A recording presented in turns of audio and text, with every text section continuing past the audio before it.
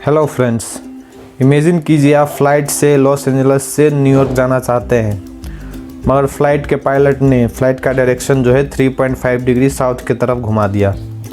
तो सिर्फ 3.5 degree south की तरफ घुमाने से कुछ फ़र्क नहीं पड़ेगा, पर इमेजिन कीजिए वो फ़्लाइट 3.5 डिग्री साउथ की तरफ जाते गया। तो इसी तरह अगर 3.5 डिग्री वो साउथ की तरफ रेगुलर अगर जाते चला जाएगा तो आप जाना चाहते थे न्यूयॉर्क, मगर आप वाशिंगटन पहुंच सकते हैं। 3.5 डिग्री से कुछ नहीं होता है, मगर जब वो 3.5 डिग्री रेगुलर किया जाएगा तो फ्लाइट का जो है डायरेक्शन ही चेंज हो जाएगा। यही चीज़ हमारे लाइफ में भी होता है। जब हम कुछ अच्छा रेगुलर करते हैं तो हमें सक्सेस मिलता है, और जब कुछ बुरा हम रेगुलर करते हैं तो उसका हमें फेलियर मिलता है। तो यही पावर होता है एटॉमिक हैबिट्स का। एटॉमिक हैबिट्स ये बुक लिखा गया है जेम्स क्लियर के द्वारा, जिसका मिलियंस ऑफ कॉपीज़ सेल हो चुका है और 40 से भी ज़्यादा लैंग्वेज में इस बुक को ट्रांसलेट किया जा चुका है। ऑथर कहते हैं लाइफ में कुछ भी बड़ा करने के लिए हम क्या करते हैं, एक ही बार बहुत बड़ा टारगेट ले लेते हैं, और जब 1-2 दिन करते हैं उसका हमें रिजल्ट नहीं दिखाई देता, फिर हम उसे छोड़ देते हैं। जैसे कि मान लीजिए आप फिट रहने के लिए एक्सरसाइज करना चाहते हैं, मगर आप अगर एक ही बार डेली 1 घंटा एक्सरसाइज करने का रूटीन बनाएंगे तो आप उसमें फेल होने का चांसेस बहुत ज़्यादा है, क्योंकि आप 1-2 दिन एक्सरसाइज करेंगे, कुछ रिजल्ट नहीं दिखाई देगा, आप एक्सरसाइज को छोड़ देंगे। इसलिए ऑथर कहते हैं कोई भी मैसिव गोल के लिए भी जो है छोटा छोटा स्टेप से हमें शुरू करना चाहिए, क्योंकि वो छोटा छोटा स्टेप ही एक कंपाउंड इफेक्ट की तरह उभर के आता है और हमें रिजल्ट मिलता है। दोस्तों, इस स्ट्रेटजी को एग्रीगेशन ऑफ मार्जिनल गेन्स कहा जाता है। फ्रेंड्स, हमारा हैबिट या तो हमारे लिए काम करता है या तो हमारे अगेंस्ट काम करता है। एग्जाम्पल के लिए सोचिए, 2 लोग हैं, एक डेली आधा घंटा कार्डियो एक्सरसाइज करता है और एक डेली स्मोकिंग करता है। तो 1 साल बाद आप देखेंगे एक्सरसाइज करने वाला फिट होगा और स्मोकिंग करने वाले का हेल्थ कंडीशन ख़राब होगा। दोस्तों, एक दिन एक्सरसाइज करके कोई फिट नहीं होता है। किसी भी हैबिट का रिजल्ट देखने के लिए एक फेज़ को पार करना पड़ता है, जिसे ऑथर ने प्लेटी ऑफ लेटेंट पोटेंशियल कहा है। एग्जाम्पल के लिए इमेजिन कीजिए आप एक स्टोन को तोड़ने के लिए हैमर से मारते हैं, तो वो एक बार में नहीं टूटेगा, बट आप 100 बार मारेंगे तो उसमें निशान आ जाएगा और 101 बार में वो टूट जाएगा। तो आप समझ सकते हैं ये स्टोन सिर्फ लास्ट शॉट से नहीं टूटा, बल्कि इससे पहले जो हमने 100 शॉट मारा है उसका इफ़ेक्ट से टूटता है। तो इससे समझा जा सकता है कि किसी भी हैबिट का आपको रिज़ल्ट देखने के लिए एक फेज़ तक काम करना पड़ता है, उसके बाद ही आप कोई रिज़ल्ट देख पाते हैं। ऑथर आगे कहते हैं हमें गोल से ज़्यादा अपने सिस्टम पे फोकस करना चाहिए, क्योंकि जब 2 टीम compete करते हैं, दोनों का गोल जीतना होता है, मगर जीतता वो है जिसने अपने सिस्टम पे काम किया है। इसलिए हमें अपने सिस्टम पे ज़्यादा ध्यान देना चाहिए। जो गोल पे ध्यान देते हैं वो एक बार हारने के बाद वो डिमोटिवेट हो जाते हैं और इफ़ोर्ट करना छोड़ देते हैं, मगर जो सिस्टम पे काम करते हैं वो अपना सिस्टम रेगुलर इम्प्रूव करते जाते हैं और कभी न कभी वो ज़रूर जीतते हैं। इसलिए हमें अपना गोल से ज़्यादा जो है सिस्टम पे ध्यान देना चाहिए और अपने आप को हमेशा इम्प्रूव करना चाहिए। दोस्तों, दुनिया में सभी अपने गलत हैबिट को छोड़ना चाहते हैं और अच्छा हैबिट को अपनाना चाहते हैं, मगर क्या आपने कभी सोचा है आखिर ऐसा करना इतना मुश्किल क्यों है? तो इसका मेनली 2 रीज़न है। एक है we try to change wrong thing, और दूसरा जो है we try to change wrong way. हम गलत चीज़ को चेंज करना चाहते हैं और गलत तरीके से चेंज करना चाहते हैं। तो ऑथर आगे कहते हैं कोई भी हैबिट को चेंज करने के लिए मेनली 2 स्ट्रेटजी होता है। एक होता है आउटकम बेस्ड और एक होता है आइडेंटिटी बेस्ड।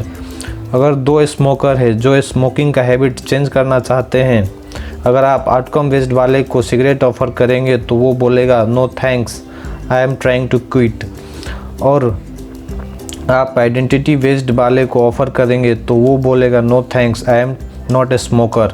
दोस्तों, जो हम रेगुलर करते हैं वो हमारा आइडेंटिटी बन जाता है, और जो हमारा आइडेंटिटी बन जाता है हम उसी अनुसार काम करने लगते हैं। इसलिए हैबिट चेंज के लिए फर्स्ट स्टेप है हम आउटकम के जगह अपने आइडेंटिटी पे फोकस करें, और हमें डिसाइड करना चाहिए कि हम किस तरह के इंसान बनना चाहते हैं। फ्रेंड्स, हमारे हैबिट्स 4 स्टेप से फॉर्म होता है। Q, craving, response, reward. Q trigger होता है जो हमें रिवार्ड याद दिलाता है। क्रेविंग वो मोटिवेशन होता है जो हमें उसे पाने के लिए मोटिवेट करता है। रिस्पॉन्स थॉट को एक्शन में बदलता है जो हम एक्शन लेते हैं कोई काम करने का। और रिवार्ड जो होता है वो एंड रिजल्ट होता है जो हमें मिलता है। हम रिवार्ड को 2 पर्पस के लिए चेज करते हैं, या तो रिवार्ड हमें सेटिस्फाई करता है या हमें कुछ सिखाता है। तो फ्रेंड्स, कोई भी हैबिट क्रिएट करने के लिए हमें क्यू को ऑब्वियस बनाना चाहिए, क्रेविंग को एट्रैक्टिव बनाना चाहिए, रिस्पॉन्स को ईजी करना चाहिए और रिवार्ड को सेटिस्फाइंग बनाना चाहिए। और इसके ऑपोजिट अगर कोई हैबिट हमें ब्रेक करना है तो क्यू को इनविजिबल करना चाहिए, क्रेविंग को अनअट्रैक्टिव करना चाहिए, रिस्पॉन्स को डिफ़िकल्ट करना चाहिए और रिवार्ड को अनसेटिस्फाइंग बनाना चाहिए। तो चलिए देखते हैं स्टेप बाय स्टेप कैसे किया जा सकता है ये। तो हैबिट क्रिएट करने के लिए सबसे पहला स्टेप है मेक इट ऑब्वियस। तो इसमें जो सबसे पहले हमें क्या करना है, अपने बारे में सेल्फ अवेयर होना है। हमारे जो पुराने आदतें हैं उनके लिए हमें सेल्फ अवेयर होना चाहिए कि हमारा क्या हैबिट है। दूसरा जो है, हम हैबिट स्टैकिंग कर सकते हैं, मतलब कि आपका जो पहले से कुछ हैबिट है उसमें आप जो नया हैबिट बनाना चाहते हैं वो जोड़ सकते हैं और उसका कोई पर्टिकुलर टाइम और प्लेस रखिए, तब वो याद रहेगा और वो आपका करने का मन करेगा। तीसरा जो चीज़ है, इसमें आप अपना इन्वायरमेंट का जो है उसी तरह से डिज़ाइन कीजिए। जैसे कि आप ऑफिस से आने के बाद बुक पढ़ना चाहते हैं तो अपने माइंड में ये मेकअप कीजिए कि मैं ऑफिस से आने के बाद बुक पढ़ूंगा, और बुक का जो है आप अपने सामने जो टेबल पे या कहीं पे रख के वहाँ पर रखे, ताकि ऑफिस के आने के बाद आपका नज़र बुक पे जाए। और अगर आपका हैबिट ब्रेक करना है तो इसके लिए आप वो चीज़ को इनविजिबल करिए।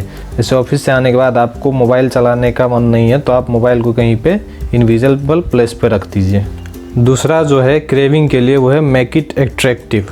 तो ये रिसर्च में देखा गया है कि कोई भी रिज़ल्ट पाने के लिए जो डोपामिन हमारा स्पाइक होता है, वही डोपामिन जो है जब आप उसके बारे में सोचते हैं उस टाइम भी वैसे ही टाइप का डोपामिन स्पाइक होता है। तो आप इसे अपने बेनिफिट के लिए यूज़ कर सकते हैं। तो आप अपने आप को ये समझा सकते हैं कि अगर मान लीजिए आपको रात में टीवी देखना है तो आप उससे पहले अपना काम कीजिए जो आप अपना नया हैबिट डेवलप करना चाहते हैं, और उसके बाद आप टीवी देखेंगे।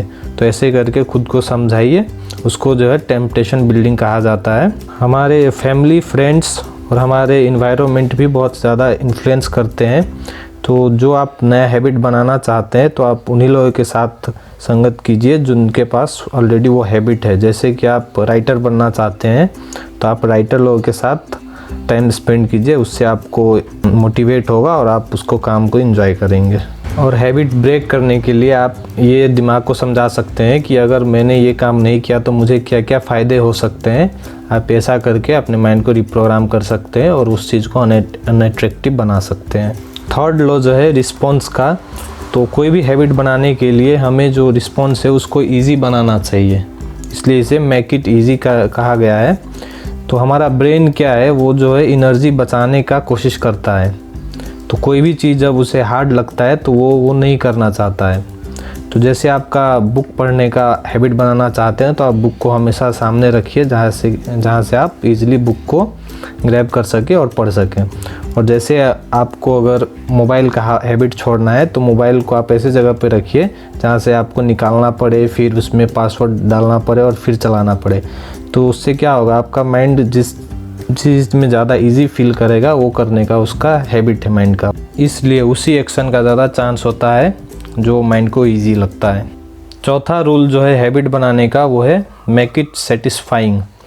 माइंड क्या है, उसको शॉर्ट टर्म में जिस चीज़ में ज़्यादा सेटिस्फेक्शन मिलता है वो वही करना चाहता है। इसलिए आप क्या कर सकते हैं, हैबिट ट्रैकिंग कर सकते हैं।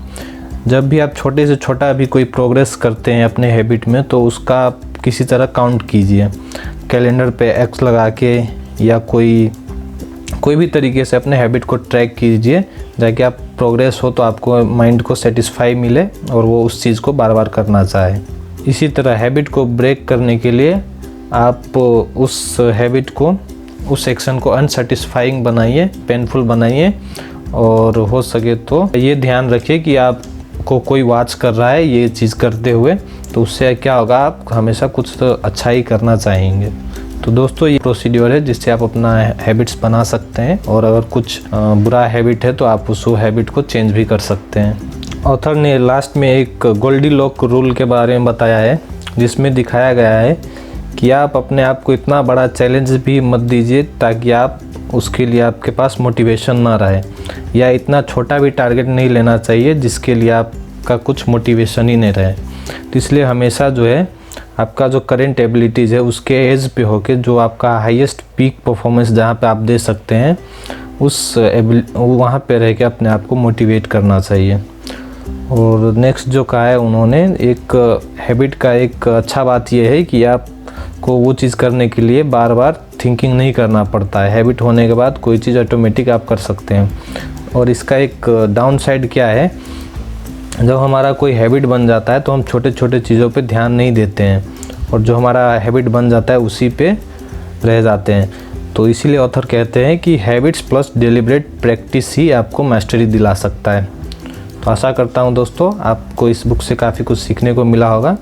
अगर ये वीडियो आपको पसंद आया तो इस वीडियो को लाइक कीजिए, कमेंट कीजिए और चैनल को सब्सक्राइब कीजिए। Thank you.